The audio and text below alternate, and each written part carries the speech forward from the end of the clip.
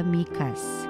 Sumpain ang mga nagbabalak ng kasamaan sa buong magdamag at maagang bumabangon upang ito'y isagawa. Kinakamkam nila ang lupa ng may lupa. Inaagaw ang bahay na kanilang magustuhan. Hinahalughog nila ang mga bahay at sinasamsam ang mga ari-arian ng mga tao. Kaya nga, sinasabi ng Panginoon, may inihahanda akong parusa sa sambahayang ito at walang makapipigil sa akin. Hindi na kayo muling magmamataas at magpapalalo pagkaraan ng araw ng inyong kaparusahan. Sa araw na iyon ay uuyamin kayo ng inyong mga kaaway at aawitan ng punebre ng kasawian.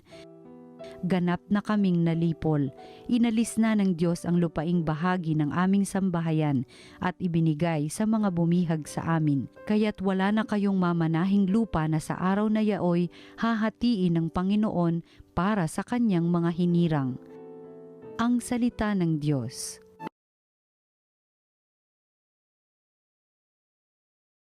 Poon huwag pabayaan ang mga nahihirapan.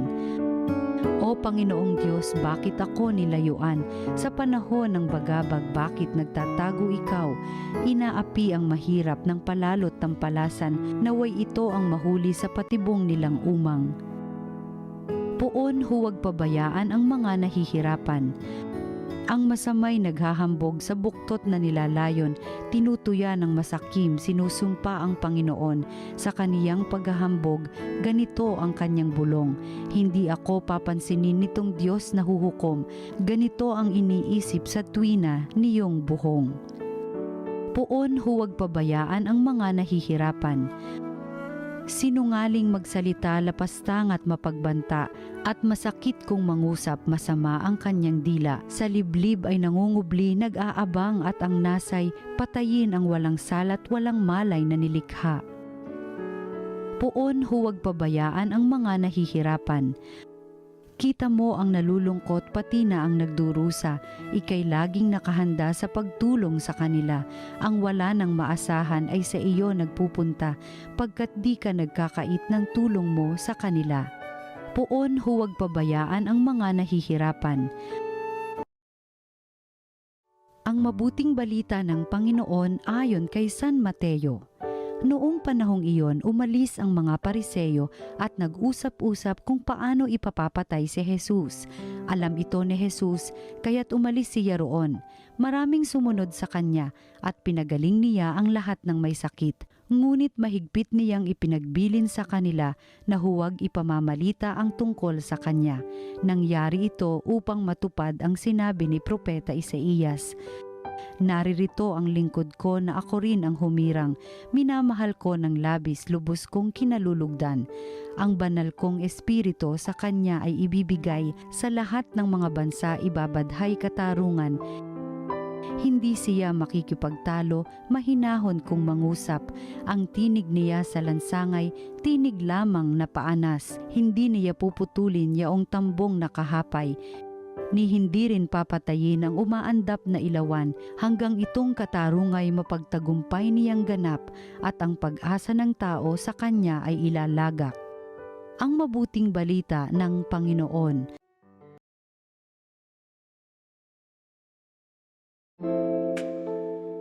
Magandang araw po sa inyong lahat, ating pagnilayan ng salita ng Diyos, salita ng buhay. May isang magandang kasabihan. Hindi lahat ng laban ay kailangang labanan.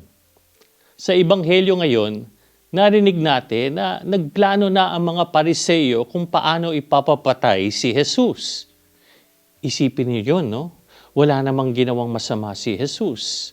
Nagpagaling siya ng may sakit, nagpakita ng awa, nagturo ng katotohanan. Ngunit may mga taong galit pa rin sa kanya.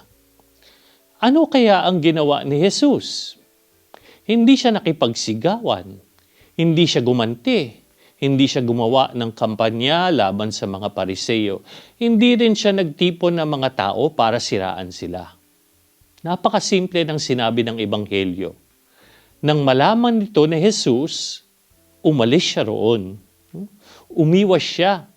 At habang lumalayo siya, pinagpatuloy pa rin niya ang kanyang misyon. Pinagaling niya ang mga may sakit, tinulungan niya ang mga nangangailangan. Hindi niya hinayaang ubusin ng galit ng ibang tao ang oras at lakas na dapat na ibigay sa paggawa ng mabuti. Napakagandang aral nito para sa ating lahat. Sa panahon ngayon, parang lahat gustong sumagot agad. Isang post lang sa Facebook, may sasagot, may magkokomento, may magpaparinig, hanggang sa lumalaki ang away. At minsan, pati mga Kristiyano nadadala. Imbis na magdala ng kapayapaan, nadadala tayo sa init ng ulo. Ngunit iba ang paraan ni Jesus. Sabi nga ni Propeta Isaias tungkol sa kanya, hindi siya makikipagtalo.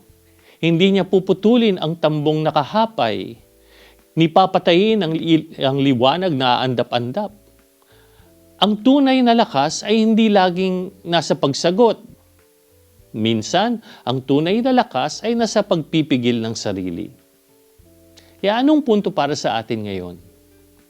Ang tunay na tapang ay ang marunong umiwas sa away upang makapagpatuloy sa paggawa ng mabuti. May nabasa akong totoong kwento tungkol sa isang guro sa isang pampublikong paaralan. Isang magulang ang galit na galit sa kanya. Sa harap ng maraming tao, pinahiya siya at pinagbintangan ng mga bagay na hindi naman totoo. Marami yung nagsabi sa guro, sagutin mo siya, i-post mo rin ang side mo, ipahiya mo rin siya. Pero hindi niya ginawa. Tahimik siyang umuwi, kinabukasan, pumasok siya sa klase na parang walang nangyari. Tinuruan pa rin niya ng buong puso ang kanyang mga estudyante. At makalipas ng ilang linggo, nalaman ng magulang ang buong katotohanan. Kaya siya mismo ang lumapit sa guro, humingi ng tawad, at umiiyak na nagsabing, salamat at hindi ninyo ako pinatulan. Kung sinagot ninyo ako noon, baka lalo lang akong naghalit. Hindi lahat ng laban ay napapanalo sa pagsagot.